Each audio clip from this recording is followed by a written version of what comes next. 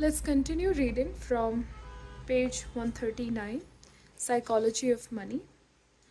Margin of safety, you can also call it room for error or redundancy, is the only effective way to navigate a world that is governed by odds, not certainties, and almost everything related to money exists in that kind of world. Forecasting with precision is hard.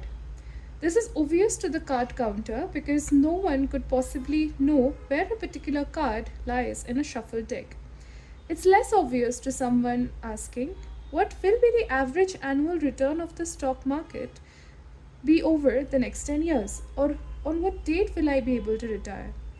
But they are fundamentally the same. The best we can do is think about odds.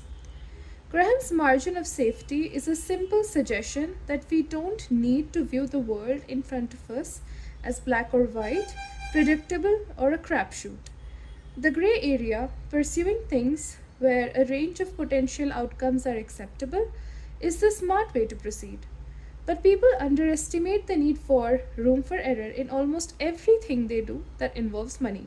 Stock analysts give their clients price targets, not price ranges. Economic forecasters predict things with precise figures, rarely broad probabilities.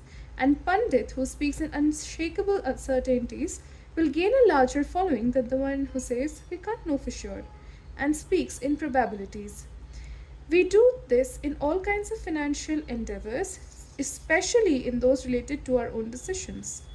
Harvard psychologist Max Baserman once showed that when analyzing other people's home renovation plans, most people estimate the project will run between 25% and 50% over the budget.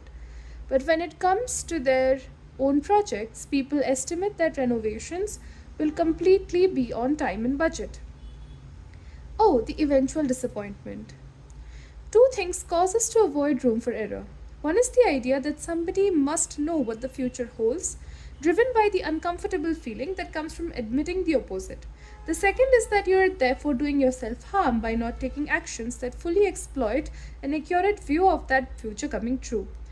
But room for error is underappreciated and misunderstood. It's often viewed as a conservative hedge used by those who don't want to take much risk or aren't confident in their views.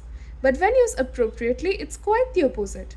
Room for error lets you endure a range of potential outcomes, and endurance lets you stick around long enough to let the odds of benefiting from a low probability outcome fall in your favor. The biggest gains occur infrequently, either because they don't happen often or because they take time to respond. So, the person with enough room for error in part of their strategy, cash, to let them endure hardship, in another has an edge over the person who gets wiped out, game over, insert more tokens when they're wrong. Bill Gates understood this well. When Microsoft was a young company, he said he came up with this incredibly conservative approach that I wanted to have enough money in the bank to pay a year's worth of payroll, even if we didn't get any payments coming in.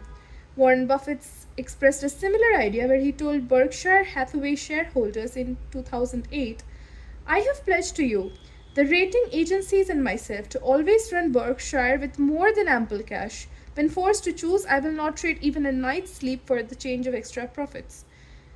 There are a few specific places for investors to think about room for error. One is volatility. Can you survive your assets declining by 30% on a spreadsheet? Maybe yes, in terms of actually paying your bills and staying cash flow positive. But what about mentally? Is it easy to underestimate what a 30% decline to your psyche? Your confidence may become shot at the very moment opportunity as its highest. You or your spouse may decide it's time for a new plan or a new career. I know several investors who quit after losses because they were exhausted. And that's it for this one. We'll read in the next one more. Thank you.